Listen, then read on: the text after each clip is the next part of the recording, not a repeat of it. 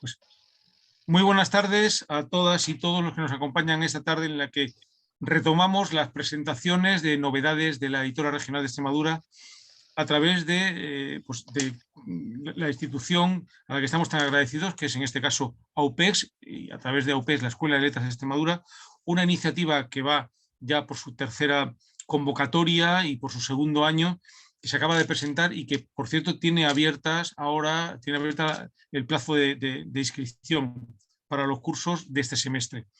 Pues con este agradecimiento tanto a UPEX, a Rodrigo, nuestro técnico que nos acompaña siempre y que nos soluciona todos los problemas maravillosamente bien, y con el agradecimiento al autor que presenta esta tarde el libro, que es Antonio Reseco, comenzamos una de las presentaciones que en esta temporada vamos a realizar solo sobre novedades del catálogo de la Editora Regional de Extremadura.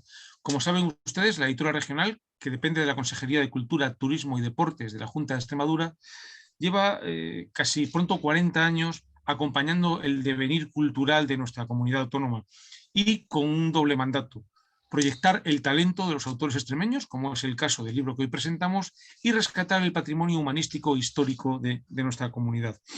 En ese sentido, en los últimos años hemos dedicado buena parte de nuestro esfuerzo, por un lado, a la visibilidad de la editora, sobre todo a la distribución. Afortunadamente, los libros de la editora están ya en toda España, incluso en Portugal, con una excelente distribución y con venta web también. Y por otra de las tareas que nos habíamos encomendado era, pues de alguna manera reactivar colecciones que llevaban un tiempo sin tener novedades y que, sin embargo, nos parecía que eran esenciales para definir de una forma completa el panorama intelectual y cultural de Extremadura. Ese es el caso de la colección que hoy presentamos, de la colección Ensayo Literario. Hacía 10 años que no aparecía ningún volumen de esta colección, que además, a la hora de rescatarla, era un compromiso, porque claro, es una colección en la que ha publicado autores de renombre como Gonzalo Hidalgo Bayal, Félix Grande, Álvaro Valverde, y no era fácil reflotarla de esa manera, con ese nivel.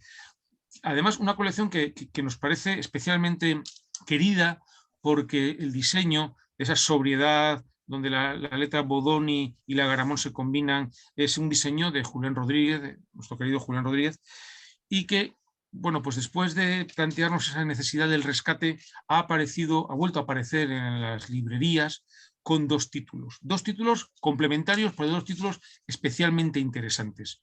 Uno es el caso de este libro, Polen, de Carmen Hernández Urbano, un ensayo muy alternativo, vinculado a esto que podemos llamar literatura y naturaleza, y El tiempo de los transatlánticos, de Antonio Reseco, que es un ensayo absolutamente modélico, un ensayo a la francesa, es decir, un ensayo donde se hable de lo que se hable, siempre se habla del autor, y que, pues si quisiésemos bromear un poco, diríamos que en ese sentido para la colección es un poco un unicornio. Unicornio es esa palabra que se está usando para hablar de lo que hace falta, bien sea una startup, bien sea en el poliamor, pues eso es lo que todos buscamos, y este libro es en ese sentido un unicornio para la colección. Es un libro que combina El tiempo de los transatlánticos, lecturas poéticas del mar, combina una enorme originalidad en cuanto a su tema y en cuanto a la perspectiva con que se afronta, una voz muy especial, una voz singular, que es la del autor Antonio Reseco, y con un contenido verdaderamente plural, un contenido donde, pese a que el subtítulo sea Lecturas poéticas del mar, no solo afecta a la poesía, a la literatura de una forma muy amplia, a la literatura y a la poesía, no solamente de lo que entendemos por literatura culta, sino también literatura popular, afecta al cine, afecta a la música, a las canciones, a la pintura, a la fotografía, y sobre todo es un libro que podemos decir que es un libro de literatura sobre literatura, que es una delicia leerlo, pero que además, como corresponde a un buen ensayo, tras su lectura el lector se siente enriquecido y sobre todo cuestionado. Es decir, el lector recibe un estímulo muy fuerte, muy potente, para continuar tanto pensando lo que ha leído como indagando y profundizando en aquello que se le ha planteado. Para escribir un libro así no es apto cualquier autor, pero sí lo es quien nos acompaña hoy, Antonio Reseco, que él mismo se ha llegado a definir como una definición deliciosa como un escritor privado. Antonio Reseco, que es de Villanueva de la Serena y que el próximo domingo además presidirá una de las mesas de las elecciones, tiene una trayectoria como autor no solo extensa, sino además intensa, profunda, es decir, es poeta, ensayista, narrador, traductor y además ha sido editor. De la nómina de sus títulos podemos destacar algunos, por ejemplo, en La Editora, como un libro de poesía, Anotaciones del viaje, o El otoño cotidiano, Geografías, Huidas, London Bureau, Casi no existir, Postdata, Equilibrios. Ha escrito y publicado una obra de teatro, Dickens no tiene corazón, un libro de relatos y microrelatos que además tienen como uno de los componentes esenciales de la literatura, de la voz personal de Antonio Reseco, una capacidad de ironía muy intensa, que es El conejo, la chistera y El mago sin memoria, un libro de relatos, El café portugués, o Lo que no será, que es uno de sus últimos volúmenes. Antonio Reseco es verdad que tiene una serie de virtudes importantes, como es la capacidad para manejar sus lecturas, la capacidad para vincular elementos que pueden parecer casi discordantes en ocasiones, la discreción también, pero a mí me interesan más que sus virtudes, sus obsesiones. En este caso, el viaje, que aparece desde este primer libro que he leído, Anotaciones del viaje, hasta el tiempo de los transatlánticos, el mar como obsesión en el más puro sentido de la palabra y la lectura como oficio. En muchos casos no es fácil transmitir la pasión por la lectura, en tanto que cuando uno escribe sobre lecturas que ha hecho puede ser verdaderamente tedioso y sin embargo en el caso de Antonio es siempre un incentivo para acercarse a ese texto. Y de todas las obsesiones y la capacidad y todo lo que tiene que ver con el libro, desde luego si me tengo que quedar con algo es sobre todo con la mirada, esa mirada que es inteligente y sobre todo perspicaz, capaz de encontrar en el texto aquello que el lector en una primera pasada no ha encontrado y que sin embargo va a saber imbricar hasta tejer un texto, en este caso un ensayo, donde el mar es protagonista y es casi una definición de los avatares de la literatura universal, sobre todo de la literatura occidental, desde la segunda mitad del XIX hasta nuestros días. Sobre todo, y aquí podemos incidir un poco en el título del libro, en esa edad de oro del mar. Esa edad de oro va desde la segunda mitad del XIX hasta cuando acaba el tiempo de los transatlánticos, hasta que esa especie de Titanic literario que es la literatura antes o después de Auschwitz, mejor dicho, ya no da más de sí y que sin embargo sí que plantea una especie de fresco integral de cómo ha sido la contemporaneidad literaria a través de los textos. En ese sentido, ya por último, Antonio Reseco, y siempre se dice, y no me voy a resistir al tópico, que es un autor física e intelectualmente muy británico. Es decir, primero porque tiene un excelente dominio de la lengua que le hace pues, manejar muy bien las fuentes, sino que sobre todo, aparte de ese conocimiento de literatura anglosajona, tiene una capacidad de captar cuál es esa esencia de lo infinito, mucho más allá incluso de la idea quizá un poco grandilocuente a veces de otros autores. Sin embargo, ese infinito se puede siempre concretar, es más, se puede humanizar en el propio avatar del viaje. En este sentido, creo que un libro como El tiempo de los transatlánticos es sobre todo una invitación, es decir, a aquellos a los que les gusta mucho el mar, a aquellos a los que gusta la playa, a aquellos a los que les gusta simplemente la poesía, a aquellos a los que les interesa la historia occidental, la historia del Occidente o de Europa en el siglo XX, creo que van a encontrar en El tiempo de los transatlánticos un texto en el que verse reflejados y del que encontrar, a partir de ahí encontrar muchas pistas para continuar su lectura o su propia reflexión. Pero quien mejor puede contarlo, por supuesto, es Antonio, al que saludamos. Antonio, buenas tardes. Hola, buenas tardes, Luis. Si quieres saludar primero antes de que empecemos. Sí, por supuesto, por supuesto. Muchas gracias, Luis, por las palabras generosísimas con las que me has presentado, a la editora regional por haber sacado y haber apoyado este libro, y por supuesto a OPES por haberme invitado a ser uno de los autores que han presentado libros en este aula que tienen, esta escuela de escritura, ¿no?, y de literatura que tienen.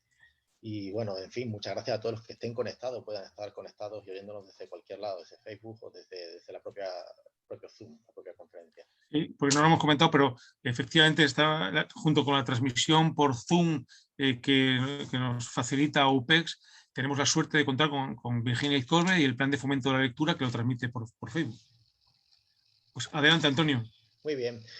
Bueno, la verdad es que, Luis, es un placer estar aquí, estar contigo y estar hablando de este libro como de cualquier otro libro.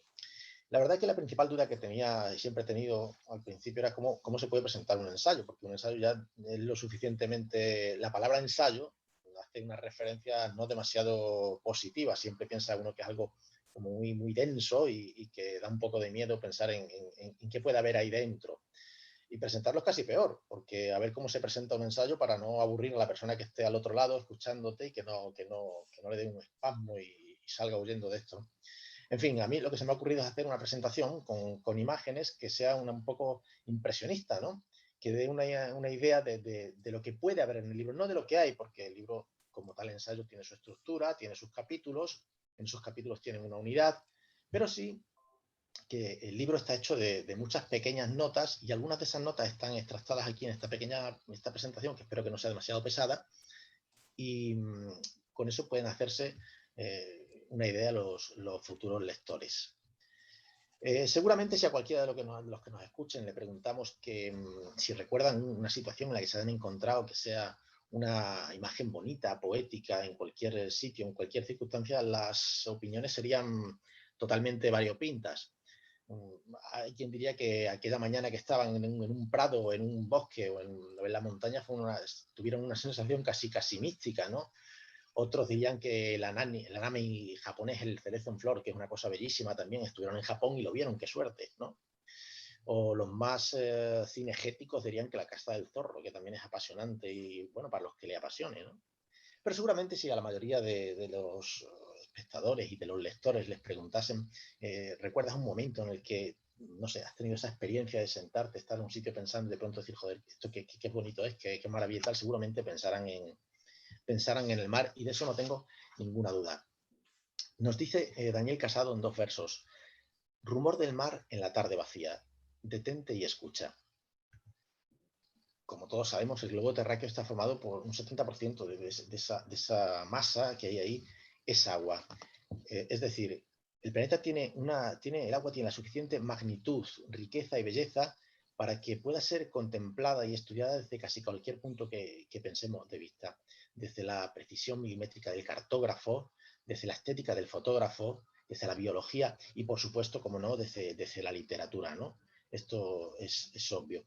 Encontrar el mar en la literatura es tan sencilla como abrir la página de cualquier libro de aventuras, cualquier libro de relatos, en un poema, en el diálogo de una película, en la música. Es facilísimo encontrarse con el mar y que el mar o está ahí o lo abarque casi todo. A veces hace referencia simplemente a lo que es un escenario o el sitio donde transcurre una acción o la acción misma o una imagen dentro de un verso.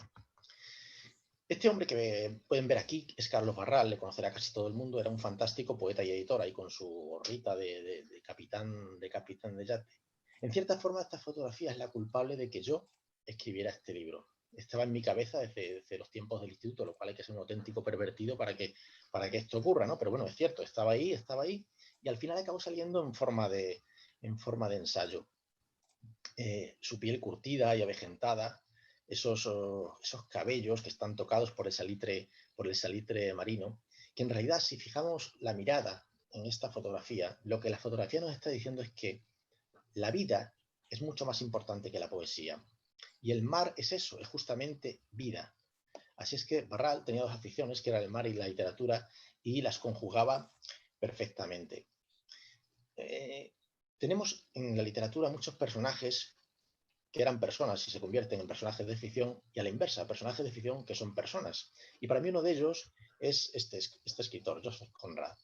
Conrad, que era capitán de la Marina Mercante, ha sido uno de los mejores novelistas en lengua inglesa, a pesar de haber sido polaco de origen. Si uno quiere encontrar un naufragio perfectamente narrado, una tempestad pavorosa o algo que ocurre en el mar, tiene que leer a Conrad, porque nadie lo va a describir como él. Por contra, si vemos a este hombre, Bernard Moitessier, este hombre es muy pintoresco. Moitessier era, si lo buscan en Wikipedia, verán que pone que era un escritor marino y activista. Pero el orden, en mi opinión, es incorrecto. Era un marino, escritor y activista. Moitessier nos demuestra en sus obras no son libros de aventura, son libros de viaje en los que nosotros nos sentimos integrados. Somos parte del cuaderno de bitácora, parte de la navegación y parte de la singladura que hace este hombre. Moitessier nos demuestra que el hombre es una isla. Moitessier huía al mar para escapar de la humanidad. Sin embargo, para no desanudarse completamente de esa humanidad, lo que hacía era escribir libros y nos regalaba sus libros para sentirse unidos a nosotros mientras él andaba por ahí, por los mares de Dios, sin juntarse con demasiada gente. Probablemente si a cualquiera de los que nos pueda estar escuchando le preguntamos, ¿recordáis algún autor que recitando era una auténtica patata, era horroroso recitando? Pues seguramente muchos de ellos digan Alberti, porque si han escuchado recitar a Alberti, el pobre hombre escribía versos muy buenos, pero era incapaz de recitarlos en condiciones, ¿no? Yo sería incapaz de imitarlo ahora mismo, ¿no? Porque es que lo hacía tan mal que hacerlo como él ya era difícil, ¿no? Pero bueno, a lo que íbamos. El mar en la poesía de Alberti es, como antes hemos dicho, del globo terráqueo y el agua, es decir, un 70%. La poesía de Alberti es inconcebible sin el mar. Todo en la poesía de Alberti, un porcentaje amplísimo, es el mar. Sin embargo, si miramos esta fotografía, nos damos cuenta que Alberti ya ha regresado del exilio. Y ese mar de caracolas, de sirenas, de estrellas, de salinas, que había en su poesía inicial, ya ha cambiado. La mirada de Alberti en esta fotografía es la mirada de alguien que está buscando en el mar una cosa absolutamente distinta, un silencio. El mar ha cambiado para Alberti, igual que Alberti ha cambiado para el mar. Los ejemplos que podemos encontrar del mar en la literatura, en la música, en casi cualquier sitio son inmensos y además muy, muy variopintos. Cervantes, en El Quijote, lo despachó en 2 líneas magistrales. Dice: tendieron Don Quijote y Sancho la vista por todas partes. Vieron el mar, hasta entonces de ellos no visto. Parecióles espaciosísimo y largo, harto más que las lagunas de Ruidera, que en la Mancha habían visto. El mar se muestra aquí inconmensurable.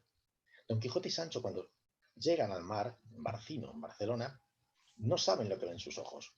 Obviamente saben qué es el mar, pero no pueden comprenderlo.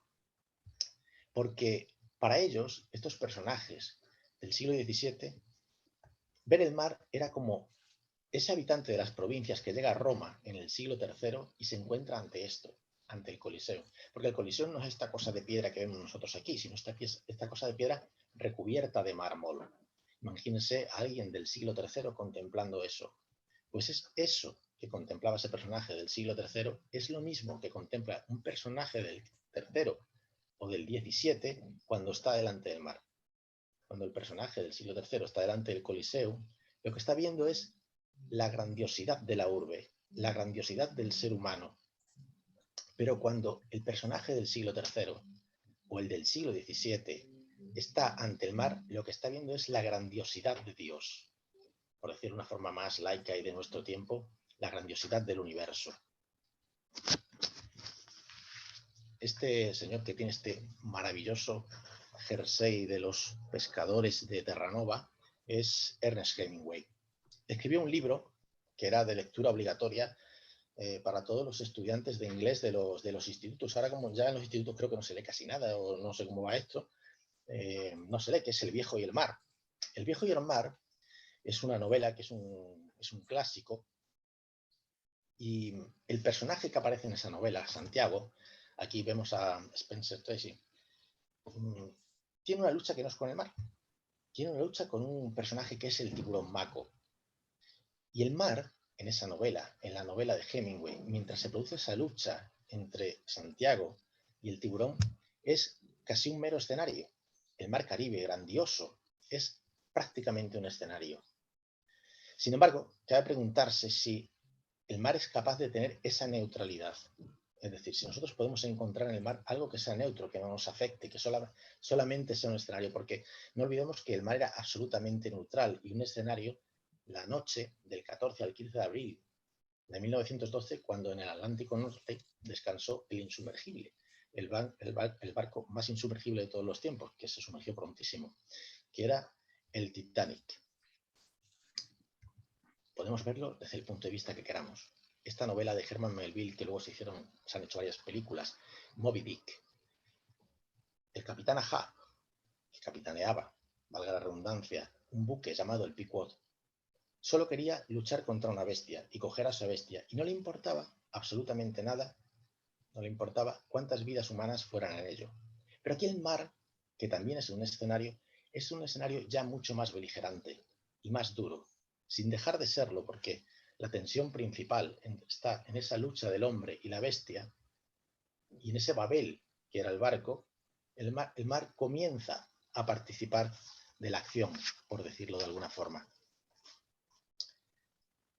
Otro ejemplo, John Banville, un autor irlandés que a mí me gusta bastante y que escribió una novela que se llamaba así, El mar, de sí. En esta novela, para que veamos cómo afecta al mar, el personaje principal, que se llama Max Modern, era un personaje que durante su infancia había pasado muchos años en un pueblo costero. Y durante la infancia todos sabemos que el mar es algo absolutamente alegre. Es la playa, es el sol, son las risas, son los juegos. Pero cuando Max Modern regresa a ese lugar costero donde había pasado la infancia, a ese mar, ya no es igual. No es igual porque él ha vivido una vida y ha perdido a su mujer. Es un viudo. Y la sensación y la percepción que del mar tiene en ese momento es totalmente distinta. Bueno, de forma anecdótica, en la última feria del libro tuve la oportunidad de conocer a John Banville, que es el seudónimo que utiliza, ¿no? Perdón, no el seudónimo Benjamin Black, el nombre que utiliza John Banville. Y la verdad es que le expliqué en un inglés fantástico, ¿no? Como no puede ser de otra manera, lo que había supuesto este libro para el propio ensayo y para mí. Y él estuvo, pues bueno, muy generoso, estuvo muy cariñoso y me hizo una extensísima dedicatoria. Bueno, para Antonio. No se explayó demasiado, pero a mí me divirtió mucho verlo. Estaba allí con su copita de vino, genial. Esto es una imagen de la Costa Brava. Podría ser la imagen de cualquier otro sitio, pero bueno, es casi muy identificable de la Costa Brava. Digo, podría ser cualquier otro mar. Pero había un personaje de ahí, de la Costa Brava, un ampurdanés que es un escritor mío prácticamente de cabecera, que era Josep Pla. Josep Pla, en su libro El cuaderno gris, hizo una descripción en 2 frases del mar que a mí me parece espectacular, de las mejores que yo haya podido ver jamás ni escuchar jamás. Dice: el mar es impintable, indescriptible, inefable, incomprensible y de una indiferencia total. Impintable, indescriptible, inefable, incomprensible y de una indiferencia total. Podríamos dedicar toda la tarde a buscar escenarios concretos, abstractos, más reducidos o más amplios. Hay una autora portuguesa que se llama Sofía de Melo Breiner Andersen, que es una poeta, una poetisa para la que el mar era fundamental, pero era fundamental de una forma distinta, porque a veces era muy difícil distinguir dónde comenzaba la poeta y dónde empezaba el mar, dónde terminaba la poeta y dónde comenzaba el mar. Era como una especie de círculo cerrado.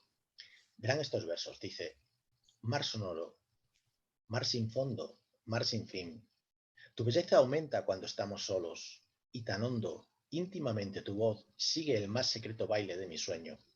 ¿Qué momentos hay en que yo supongo que eres un milagro creado solo para mí? En una más de los textos que Joan Margaret, el poeta catalán que ha muerto, me parece que fue el año pasado recientemente, ¿no?, dedicó a su hija Joana, que era una chica que tenía una deficiencia y que murió ya hace algunos años, escribió un poema de 8 versos que tienen una sensibilidad, en mi opinión, inigualable. Esto que se ve tan mal es una especie de apartamento playero, ¿no? Allá al fondo se ve el mar. Pero dicen así estos 8 versos. Ya está limpio y en orden. Los armarios cerrados, igual que las ventanas. Nada al descuido encima de los muebles. El dormitorio con la cama a punto. La mesita de noche y el retrato de la muchacha con los ojos iluminados por una sonrisa. Todo el invierno sola y escuchando al mar. Ha terminado el verano y se cierra el apartamento de la playa. Ese apartamento donde hubo conversaciones, risas, donde estuvo la molesta arena de la playa. Y esa fotografía parece que da vida a todo ese mundo que durante unos meses va a estar clausurado, el apartamento que va a estar clausurado. Y lo único que quedará allí errando será el espíritu y la mirada de Joanna. Ni los muebles, ni las ventanas, ni la mesita de noche supondrán una diferencia. La única compañía viva que tendrá ese retrato será el sonido del mar. Y bueno, donde hay mar y donde hay barcos, hay naufragios. Y los naufragios y los pecios son objeto total y objeto absoluto de la literatura, del cine, de las películas, de la música. Nos dice Álvaro Valverde en 3 versos: de los barcos envidio la promesa latente de una vida distinta. Hay un poeta que nos regaló montones y montones de dibujos de marineros como estos. Era Lorca. Para Lorca los marineros suponían la libertad sexual, eso que decimos de un amor en cada puerto. No podemos decir que Lorca sea un poeta del mar, pero sí podemos decir que el mar estaba en Lorca. Y además tenía un significado muy concreto. El mar, la muerte y la memoria eran prácticamente un triángulo que eran la misma cosa. Hay un poema que no recuerdo cómo se llama, el vals de lo que sea, que lo versionó Leonard Cohen. Y en ese poema, si esas 3 palabras, mar, muerte y memoria, las intercambiamos, el poema seguiría teniendo sentido siempre y no pasaría absolutamente nada. Sin embargo, yo aquí he resaltado otro verso de Lorca, que a mí me parece que por sí solo ya vale para estar en el libro, aunque Lorca no fuera un poeta realmente del mar. Dice así, y viene de Poeta en Nueva York. El mar recordó de pronto el nombre de todos sus ahogados. El mar es la memoria de la muerte, donde están registrados sus muertos, porque el mar es una gran tumba universal también. Esto mismo nos recuerda Hilario Jiménez en uno de sus poemas, que es también un gran estudioso de Lorca. Dice: la marea no se cansa de arrastrar los restos del naufragio insistentemente. En realidad, el tiempo de los transatlánticos, y este nombre se lo debo a Luis Sáez, que me está acompañando, porque yo para los títulos soy bastante malo, pero este título, que a mí me parece precioso, se lo debo a él y se lo tengo que agradecer mucho. Digo, este libro no creo que pretenda agobiar con un caudal de sabiduría filológica. Lo que pretende es silbanar distintas perspectivas a través de lo que es la memoria y las lecturas, pero también la visualización de películas o las canciones escuchadas, para acercarnos a distintas visiones de distintos autores o compositores de lo que para ellos era el mar. Para unos era algo recurrente, para otros fundamental en su obra, para otros es simplemente una imagen. Otro señor con gorrita de marinero era Pablo Neruda. Pablo Neruda, que como todos sabrán, escribió más libros de los que humanamente pueden leerse, pues era un aficionado al mar implacable. Cuando ya se retiró de su actividad diplomática, se recluyó en un sitio que se llamaba Isla Negra, y él allí, que bueno, era un comunista convencido, pero tenía ciertas aficiones capitalistas, ¿no? Como era el coleccionismo, ¿no? Coleccionaba caracolas, coleccionaba bueno, pues mascarones de proa, que son bastante caros, ¿no? Coleccionaba mapas, coleccionaba, bueno, estrellitas de mar. Pero se fue a Isla Negra porque sin el mar era incapaz de escribir. Por eso estaba en ese sitio. Vuelvo a decirlo, los ejemplos son inmensos y yo me he recreado en ello. Este es un libro fundamentalmente de ejemplos, más que de otra cosa. Si hay algo que está unido, y para cambiar un poco el tercio, si hay algo que está totalmente unido a esta vocación marina y a la literatura y a la poesía, es la música. Y a su vez, el mar está unido a estas 3 cosas. Si les preguntase qué es una saloma, a ustedes que están ahí al otro lado, qué es una saloma, pues algunos probablemente no sabrían decirme nada. Saloma es la palabra castellana de la palabra inglesa, la traducción de la palabra inglesa Santi. Pero les voy a enseñar a uno que sí sabe lo que es una saloma. A ver si funciona esto, porque esto de la música, bueno.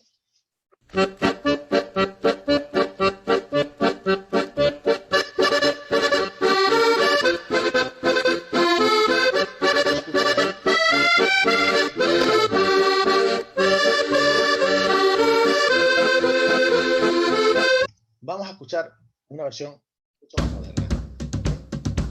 Los Irish Rovers.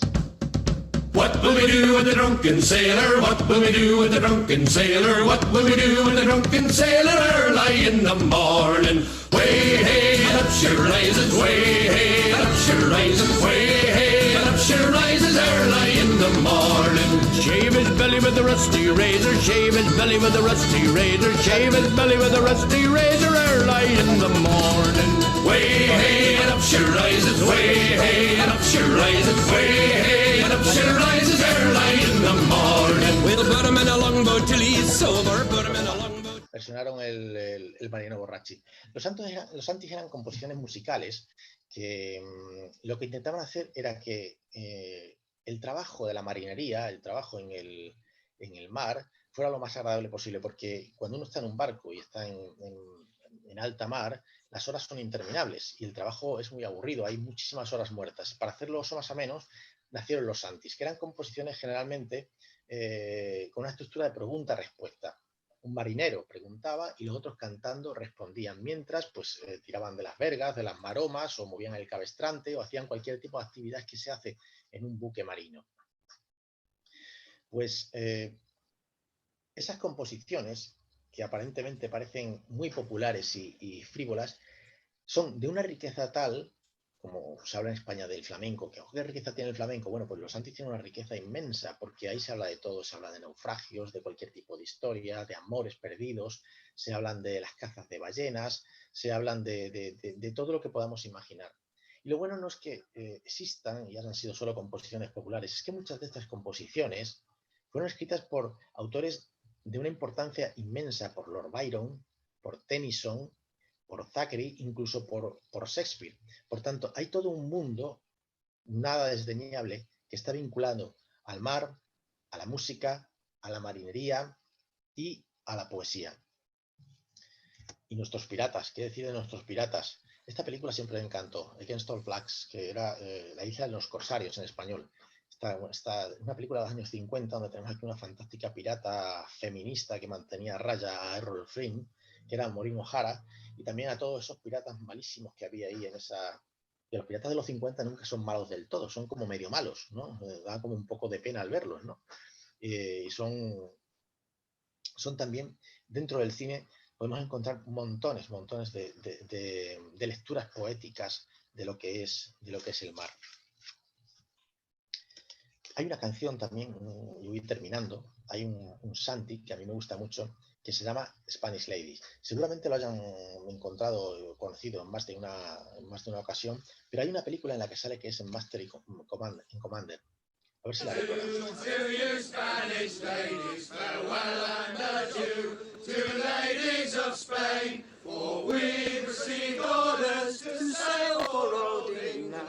We hope in a short time to see you again.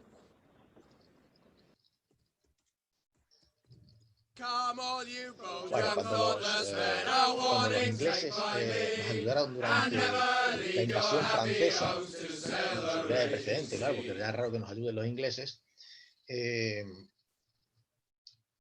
Inglaterra manda a retornar a sus tierras, a sus bases, pues a muchos de estos marinos que estaban aquí en España y que habían entablado relaciones con chicas de España. Y les dicen que, por favor, no se lleven ninguna mujer de España allí a Inglaterra. Pero claro, eso crea también una añoranza. Y esta canción, Spanish Ladies, que tiene una melodía preciosa, habla de eso exactamente. Bueno, pues yo voy a terminar. Por decirlo de alguna forma, la filosofía del mar, si es que se puede utilizar esa expresión, se fundamenta en la ambigüedad. aquella que nos hace ver distintas proyecciones, la que nos lleva a experimentar sensaciones que serán diferentes dependiendo de la persona. Existe una percepción generalizada, no solo en la literatura, sino en más facetas de la voracidad del mar, de esa cosa tan ingente que es el mar. José Cereijo dice en un verso, el mar que como el tiempo devora lentamente. Casi como un ser mitológico, implacable, la imposibilidad de controlar su furia pues nos supera, su intemporalidad. Nosotros todos morimos, el mar está siempre ahí. Lo transforma en una onda expansiva y que no siempre es amable. Esa cronología a la que no se atiene, ¿no? Que afianzará o destruirá perjuicios. Pero por encima de todo, el mar es nuestro patrimonio, es el patrimonio que tenemos que legar a generaciones futuras. Yo no sé si un trabajo como este tiene esa pretensión o vale en absoluto para una cosa como esta. Yo creo que en algo contribuirá. De momento, para lo que sí sirve el mar y nos sirve a todos es para sentirnos muy, muy vivos, como es el mar vivo, y para contemplar el propio misterio de la existencia. Y para preguntarnos, y ya cierro con unos versos de Juan Ramón, como hacía él. Tus olas van como mis pensamientos, van y vienen, besándose, apartándose, en un eterno conocerse, mar y desconocerse. Bueno, pues yo creo que son unas pinceladas de lo que es este libro, que espero que sea mucho más, pero que también sean indicativas. Entonces, bueno, no tengo mucho más que añadir. Bueno, has añadido mucho. Y la verdad es que creo que lo hemos pasado todos muy bien viendo esta... Mira que odiamos los PowerPoint, pero este ha sido un repaso de alguna manera también, Antonio, engañoso, en el sentido de que yo había citado a Montaigne al principio, hablando de que siempre el protagonista de un ensayo soy yo mismo, y tú has intentado desaparecer de tu intervención, pese a que este ensayo sobre el mar sería imposible en otro autor que no tuviese los vínculos y la pasión que tú sientes por el mar. Entonces creo que la manera de completarlo es que tú ahora nos cuentes cuál es esa implicación personal, cuál es tu vivencia del mar, tanto digamos, intelectual como pues, no sé, casi de personal, de ocio, de todo lo que tú y yo sabemos. Que Muy eres bien. patrón de yate. Bueno, sí, bueno, pues esa es una faceta. Bueno, yo creo que en mí la relación que yo tengo con el mar es la misma que puede tener casi cualquier persona. Hay muy pocas personas a las que el mar no les impresione de una forma u otra o no sientan algo de una forma u otra frente al mar. Desde ese punto de vista, esa relación natural del hombre con el océano, nosotros provenimos de allí, de las amebas y de todas estas cosas, ¿no? Es la de cualquier otra persona. Ahora bien, yo tengo, digamos, una relación más intelectual desde el punto de vista y también me gusta vocacionalmente el trato y el disfrutarlo, ¿no? Sí, eso de que, obviamente, si soy capitán de yate, pues está claro que me gusta haber estudiado náutica todo lo que he podido y me gusta salir al mar y no me gusta navegar y odio la playa y la arena de la playa y todo lo que en la playa ocurre, pero el mar, esa sensación, la verdad es que estar en el mar, no sé si habéis tenido esa experiencia, montarse en un barco de vela y estar en el mar, cuando uno se separa del mar menos de una milla de la costa, allí no se escucha absolutamente nada, solamente las olas, no se escucha ningún tipo de ruido ni de contaminación de ningún tipo.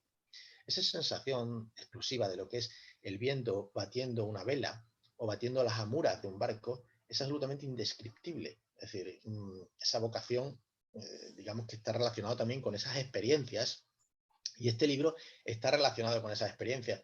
Pero hay mucho de natural, de lo que cualquier persona que se acerca al mar puede experimentar o sentir. Aunque no sepa traducirlo en un libro, no sepa traducirlo en una canción, pero da igual, lo experimenta igualmente. Antonio, yo es verdad que tengo como lector una vivencia del mar más vinculada a la narrativa que a la poesía, o al menos tengo la impresión de que, salvo algún caso cercano, tú has citado a Juan Ramón, has citado a Alberti. Sin embargo, sí creo que, por ejemplo, a mí me preguntasen por la literatura y el mar. En la literatura española pensaría en Baroja, pensaría en Aldecoa, Gran Sol. Sé que, sin embargo, en la literatura anglosajona es muchísimo más potente la presencia del mar. Es decir, es que desde la gente que lea Steinbeck, o la gente que lea Melville, hasta la gente que lea Patrick O'Brien y ve esas películas de Master and Commander y todo esto, sí que entiendo que hay una presencia muchísimo más intensa. Quería preguntarte por esa diferencia entre el tratamiento del mar en la literatura española y el tratamiento del mar en la literatura anglosajona. Bien, bueno, está claro, España es una península y Gran Bretaña es una isla.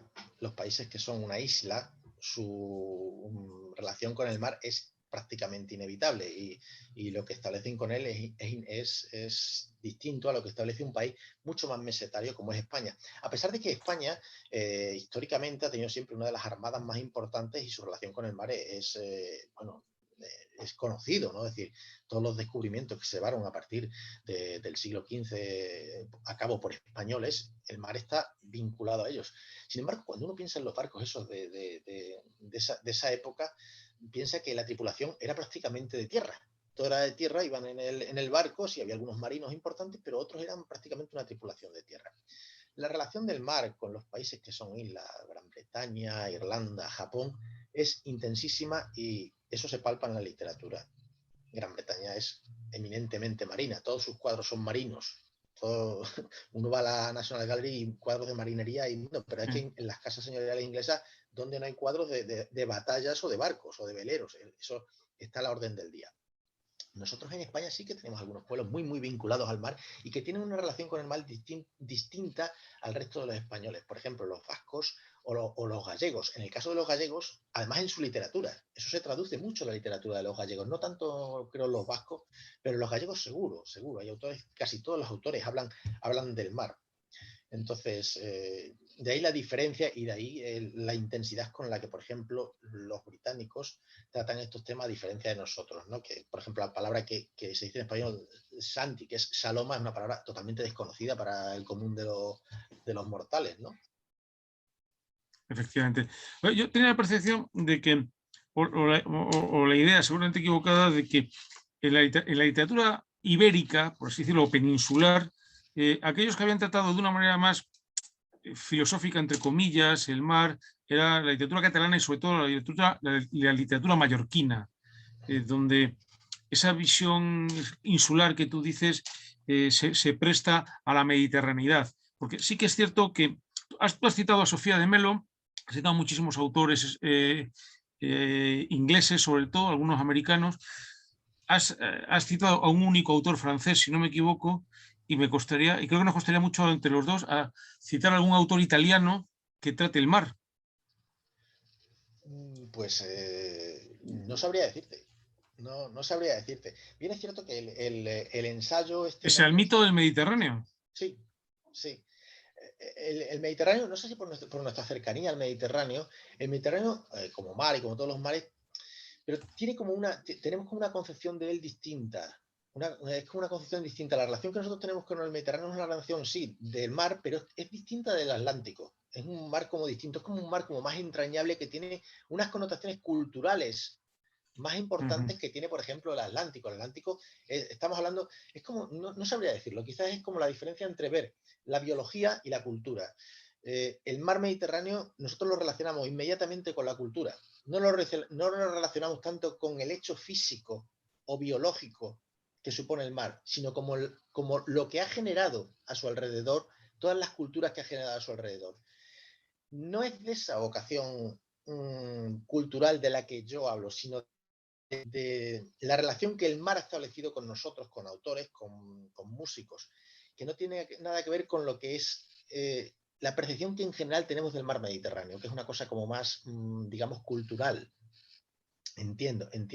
Y no sabría decirte ahora mismo a bote pronto un autor italiano. Hay que tener en cuenta que este no es un estudio filológico exhaustivo, es un estudio de recuerdos y de lecturas hecho sin demasiada rigurosidad desde ese punto de vista, ¿de acuerdo? No he usado ninguno, no recuerdo citar ningún autor italiano en todo el ensayo. Yo solo recuerdo ahora mismo a Claudio Magris, y por no levantarme tengo aquí un libro de un autor croata que también se llama precisamente El Mediterráneo, pero últimamente no he leído casi ningún croata. Bueno, pues en todo caso sí que es verdad que esa lectura es diferente. La lectura más intensa de la literatura española que ha sido la del 27, quizá, la vinculada entre Juan Ramón y el 27. ¿Al mar? Sí. de tu lectura personal. Yo creo que no, porque, bueno, vamos a ver, hay un libro, Diario de a bordo, de Juan Ramón Jiménez, que es un libro marítimo, y casi todos los libros de Alberti tienen un componente marítimo enorme, o una buena parte de ellos, pero yo creo que yo donde más he encontrado esa relación náutica, por decirlo de alguna forma, ha sido la literatura gallega, y la literatura además escrita en gallego. Y también, sí, escrita en gallego fundamentalmente. Hay una cantidad de cuentistas enormes que a mí me han influido mucho, que son gallegos, y donde las historias del mar son continuas. Yo no he encontrado en la literatura española tanta vinculación desde un punto de vista tan absorbente o tan centrado, tan vital como en esa literatura. Obviamente, casi cualquier autor tiene alguna referencia o tiene alguna imagen, bueno, nosotros tenemos en Extremadura el caso, por ejemplo, de Santiago Castelo, que escribe un libro que se llama Cuaderno del Verano, otro que se llamaba Xurel y otro que se llamaba Diario de a bordo, y los tres tienen una vocación marina enorme, y era de Granja de Torrehermosa, ¿no? O sea, bueno, en fin, todo hay, ¿no? Está muy a propósito la memoria de Santiago Castelo, está muy bien. Oye, ¿y qué nos ha escrito todavía sobre el mar? ¿Cómo? ¿Qué no se ha escrito sobre el mar? Yo entiendo que es un espejo en el que el autor se refleja y habla de sí mismo, pero ¿hay algo que tú creas que...? No, yo creo que se ha escrito de todo y de todo. Es decir, que aquí estamos un poco reciclándonos, ¿no? Es decir, lo fundamental ya está escrito sobre esto y sobre casi cualquier cosa, ¿no? Entonces no creo que haya demasiado. Fíjate que hoy claro, un día como hoy, con todos estos muertos y desaparecidos terribles, esto que ha pasado ahora, en la literatura gallega está contado continuamente.